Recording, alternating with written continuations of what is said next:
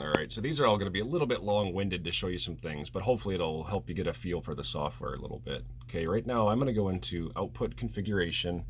What I want to do is make the fuel pump be on all the time, even if it doesn't think the engine is spinning. Normally you just get a prime. So what I'm going to do is I'm going to turn the fuel pump output to always on. And as soon as I hit OK, we'll hear it click. Now when that happens, this LED box that I have here, this is the injectors, so lower 1, 2, 3, 4, upper 1, 2, 3, 4.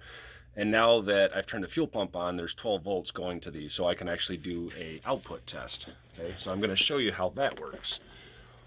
So under diagnostics here, if you go to injection and ignition output test,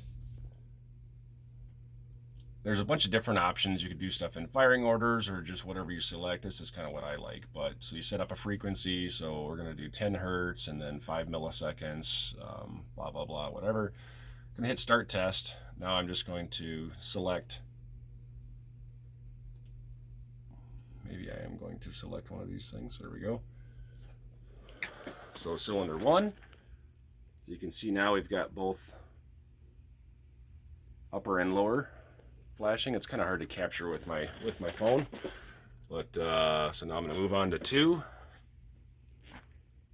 Again, you got to get it at the right angle in order for it to even register on my phone for some reason.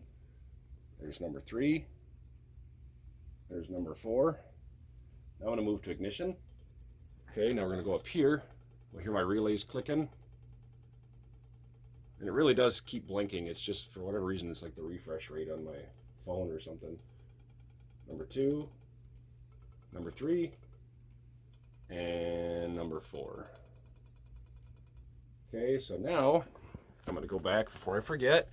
Go to output configuration, and I'm going to go to this always on, which is GPO out 5. And I'm going to make this fuel pump relay, and I'm going to hit OK. Okay, so just like your stock ECU or whatever, if you turn the key off, turn the key on, you get a fuel pump prime a couple of seconds, then it's going to shut itself back off until it actually starts seeing an RPM signal.